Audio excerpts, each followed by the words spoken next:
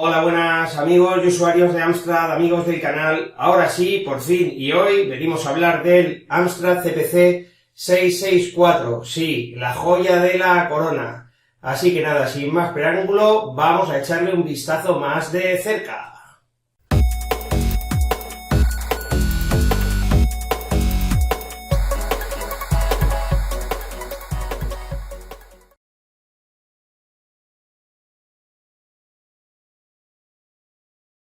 Bueno amigos, pues por si alguien no lo sabe, este es el CPC 664, ¿vale? El Amstrad CPC 664. El 99% de vosotros lo sabrá, bueno, pero lo comentamos así, las características técnicas, a grosso modo, ¿vale? Es un microordenador de 8 bits, incorpora un microprocesador Cilo Z80 4 MHz, como todos los Amstrad CPC, ¿vale? Y aparte cuenta con una memoria RAM de 64K, 64 KB, ¿vale? Y una memoria ROM de 48K. Es el sucesor del Amstrad CPC 464, ¿vale? De teclas altas, este modelo. Tenemos un vídeo en el mismo canal, solo hablando de este modelo en cuestión, podéis echar un vistazo. Comparte el 99% de las características técnicas con nuestro 664 y nada, pues como podéis ver el diseño es muy similar en el 664.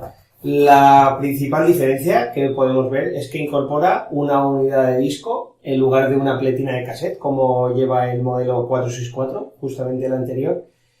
Y nada, pues el diseño del teclado evoca lo que pudiera ser un MSX de la época, ¿no? Que estaban tan de moda en Japón a principios de los años 80.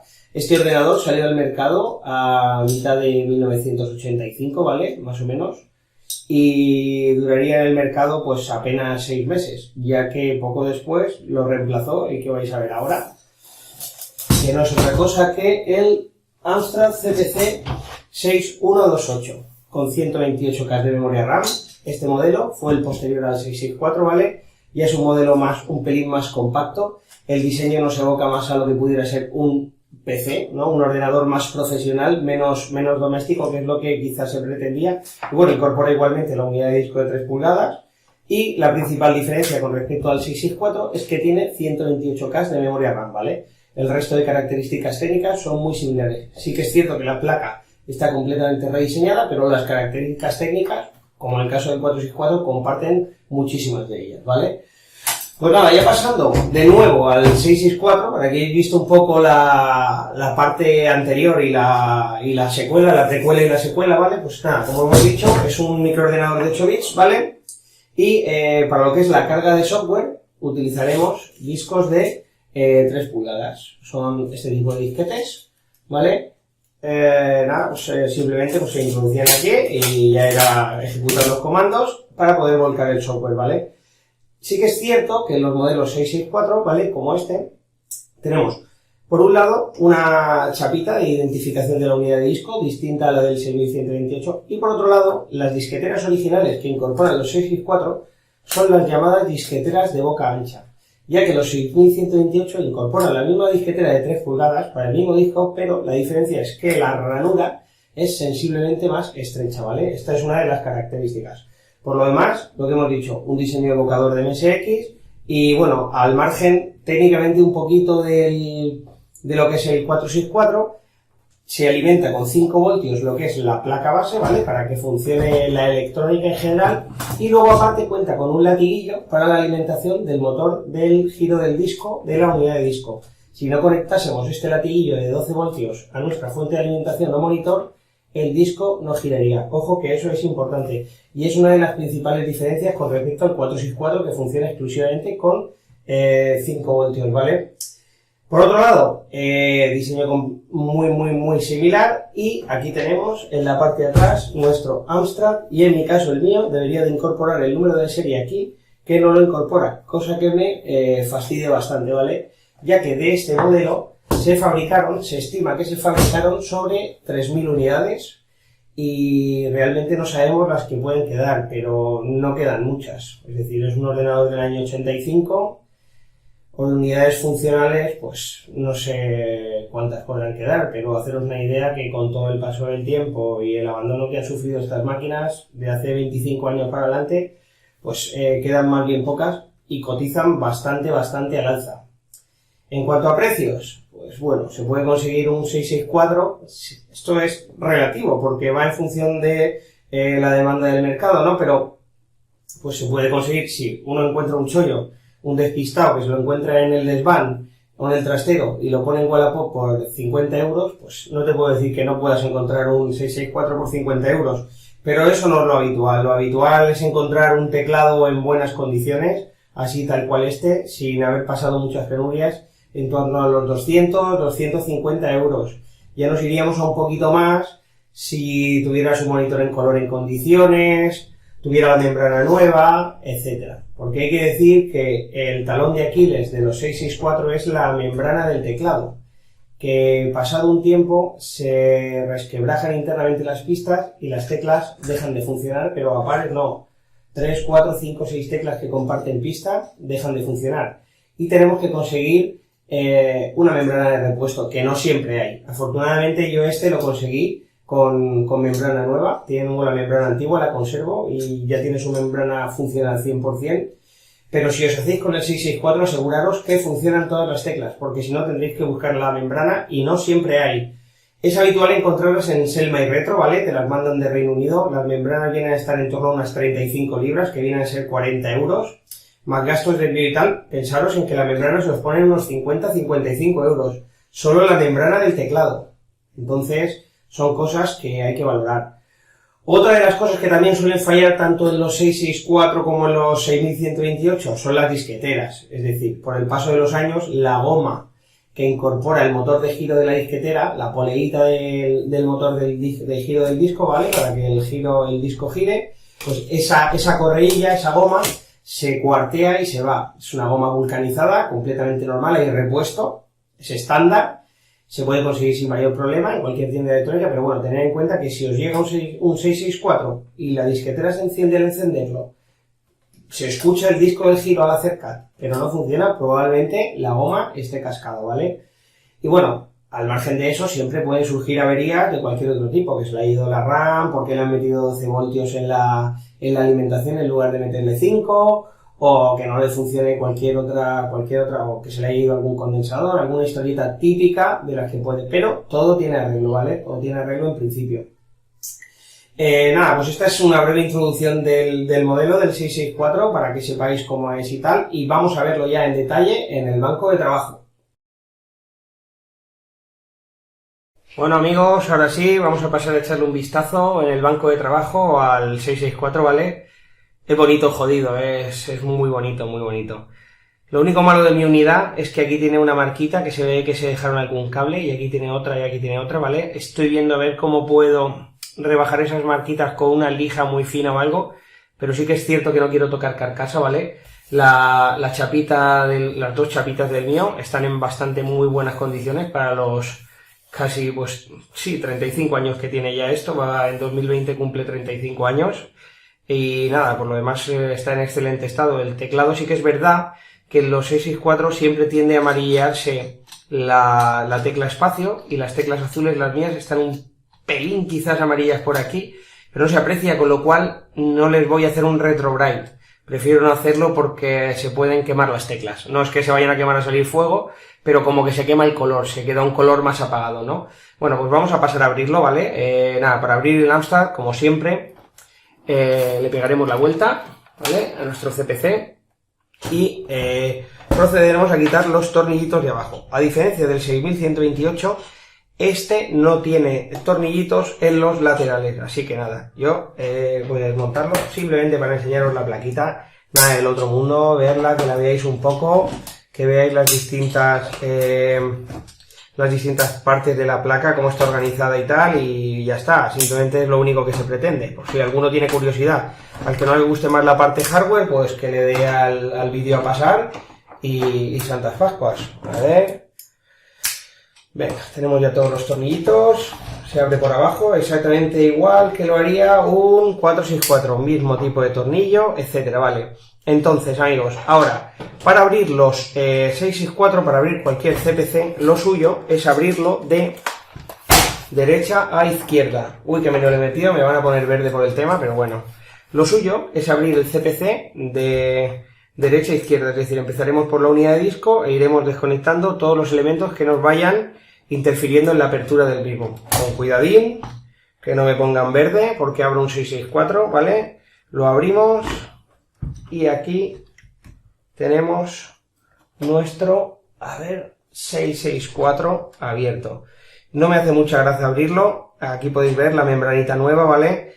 Este es el talón de Aquiles de los 664, se parten las pistas y perdemos teclas, ¿vale? La membranita es muy delicada. Bueno, como podéis ver, unidad de disco de boca ancha, creo que la marca es Mitsubishi. Su diferencia principal, esta en concreto, si la veis, viene aquí el chasis en dorado, ¿vale? Generalmente las posteriores ya vendrían con un chasis en color plateado, ¿vale? Esta viene en un color dorado, es la disquetera original, un solo cabezal en la parte de abajo, ¿vale? Motor de 12 voltios para el giro del disco, motor de 5 voltios de la disquetera, ¿vale? Para lo que es el movimiento del cabezal, 5 voltios para alimentación de la disquetera, ¿vale? Aquí tenemos nuestro latiguillo de 12 voltios, el cual nos alimenta el motor de giro de la disquetera, ¿vale? Nos alimentaría por aquí los 12 voltios, toma de 5 voltios, ¿vale? Ahora os la enseñaré más de cerca. Y el conector RGB, ¿vale? Aquí tenemos el conector de vídeo, aquí tendríamos el conector de audio, por si le queremos meter los datos de una cinta de cassette, como un 464 con un magnetófono, ¿vale? Tiene incluso parada por relé y todo. Y aquí tenemos el relé, ¿vale? Y luego tenemos aquí el puerto de joystick y el puerto de audio estéreo, ¿vale? Un jack estéreo de audio. Aquí tenemos el puerto de expansión de floppy para meter una unidad externa, bien sea de 5 1/4 o una FD1 de Amstrad o una disquetera de 3,5, se le pueden meter modificando algunas señales. Puerto de expansión de 50 pines, ¿vale? Conector Edge, formato Edge, y puerto Centronics, ¿vale? De impresora, ¿vale? De 33 pines. No hay mucho más así a grosso modo de conectividad, ¿vale? Aquí tenemos nuestro microprocesador, el Zilog Z80A, me imagino que lo podéis leer bien. No quiero menear el ordenador estando abierto porque la membrana, como os he dicho, es delicada. Es que además, al ser tan ancha, es que se ve la membrana es que se ve delicada, ¿vale? Bueno, esta es la membrana del teclado que nos trae las señales de las señales de los pulsadores de la membrana del teclado, ¿vale? Las teclas. Y nada, no hay mucho más historia. Bueno, aquí comentar que la memoria RAM la tenemos de una manera un tanto extraña, ya que normalmente los 464 suelen ser dos bancos de 8 chips, ¿vale? Y aquí tenemos, sin embargo, tenemos 5 chips de memoria RAM aquí y aquí tenemos otros 3 chips de memoria RAM, ¿vale? Importante, si os tiráis a cambiar algún integrado de RAM que está fastidiado y tal y cual, no os tiréis a estos integrados, sino que la RAM aquí la tenemos claramente identificada. Además que nos pone RAM y C tal, RAM y C, o sea, es que no hay duda que estos 8 chips son la memoria RAM de nuestro 664. Y vale, y en principio pues no habría mucho más. Aquí tenemos el control del volumen, ¿vale? Para regular con el potenciómetro. Aquí tendríamos el cable rojo y negro como en los 6128, que se nos iría nuestro altavoz. Este sería el cable de nuestro LED. Y la verdad que no tenemos mucha más historia, ¿vale? No hay mucho más que explicar aquí, así, o sea, si no podríamos ir aquí a la vida, bueno, nuestro chip de la controladora de disco y poquito más, ¿vale? Esto es a grosso modo el 664 y no quiero tocarle mucho más. Así que voy a cerrarlo y ya le pegamos una visual por fuera. Lo cerramos con cuidadito, sobre todo por el tema de la membrana, es lo que más me acojona cada vez que abro el 664, no me gusta un pelo abrirla.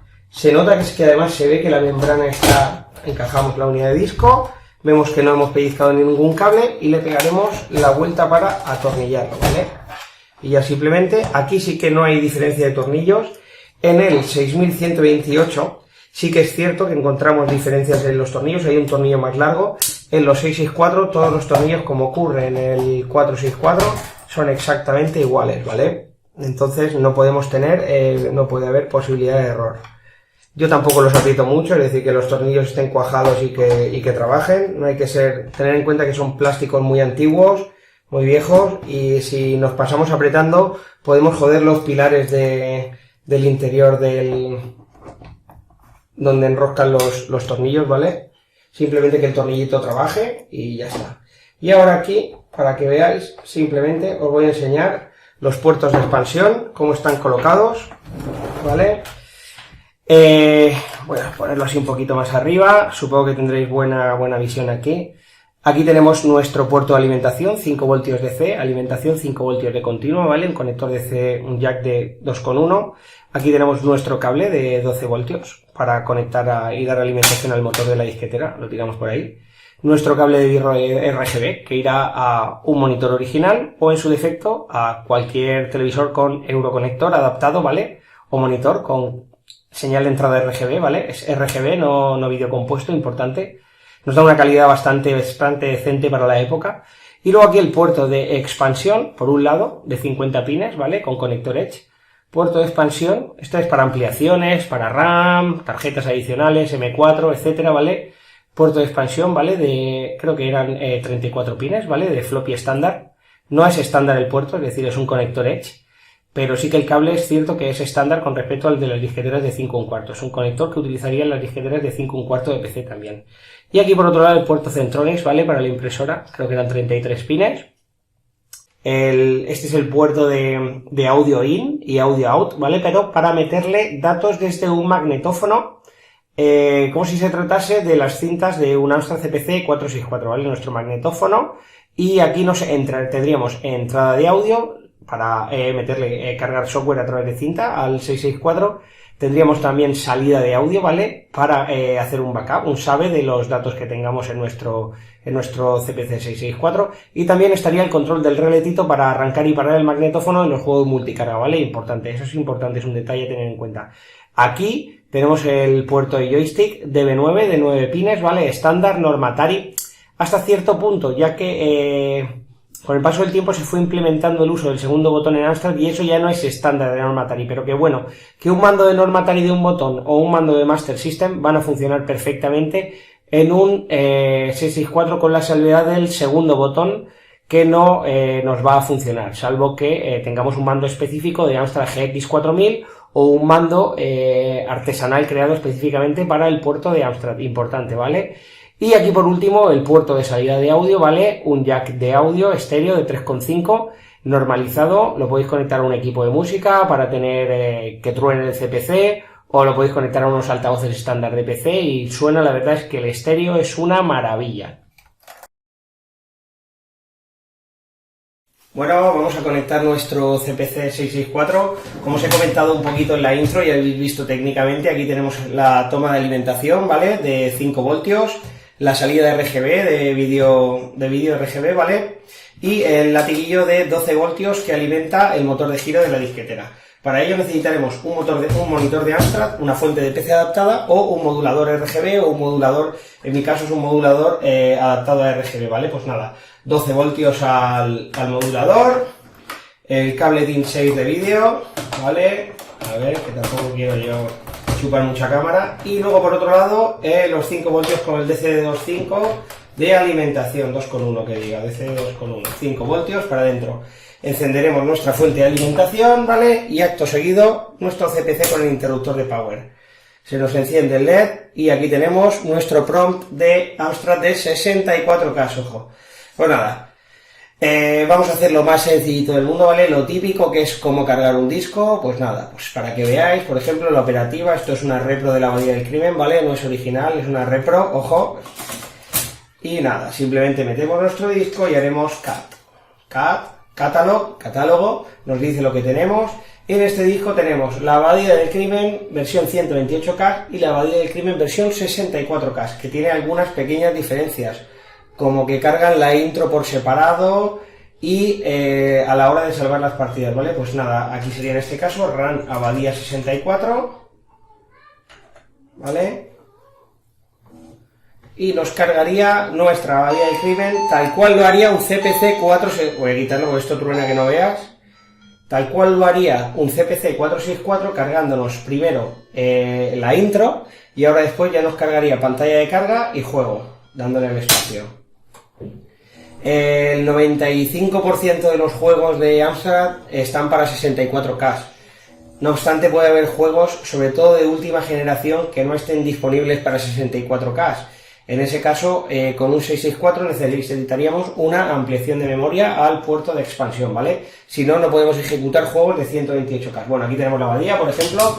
Vamos a cargar otro disco, este mismo por ejemplo de agua, pues sería 3/4 de lo mismo, haríamos cat, nos dice, pues aquí en este caso sería rundisk, el ficherito bash, ficherito bin son los que tenemos que ejecutar, rundisk, no hace falta que pongamos la extensión, ¿vale? El 99% de todos nosotros lo sabemos, pero bueno, por si hay algún despistado, que se encuentra un 664 en el trastero y quiere hacerlo funcionar, y nada, pues simplemente ya, pues en este disco de utilidades de agua, pues lanzaremos por ejemplo el Discology, por lanzar un programita, ¿vale? Sí que es cierto que Discology es sensiblemente más lento en los 664, ya que solo tiene 64K de RAM, y nos hace el ir cambiando de disco fuente por disco destino varias veces, cosa que en el de 128 pues no ocurre. Y bueno, esta es la manera de cargar software en los 664 y no hay mucha más historia, es más bien sencillito. Cat para hacer el catálogo del disco y RAM para ejecutar el comando. Bueno amigos, pues este ha sido el Amstrad CPC 664, esto es lo que es. Espero que os haya gustado. A mí es un microordenador que me tiene cautivado desde el primer día, desde que supe que existió. Sí que es cierto que cuando era pequeño yo tenía escasos 6 años cuando salió este trasto al mercado. Yo no tuve ni idea nunca de que existió hasta que hace 8 o 10 años retomé la escena del Amstrad. Y bueno, en caso de que andéis buscando una unidad, a ver las haylas, paciencia, y no os precipitéis que se pueden conseguir, ¿vale? Afortunadamente todavía quedan 664 en el mercado. Pues nada, sin más me despido, os dejaremos el vídeo en YouTube, ¿vale? Podéis seguirnos en la web, en nuestro canal de Facebook, ¿vale? El grupo que tenemos y en Twitter. Así que nada, nos vemos, un saludo para todos y darle caña a los CPCs.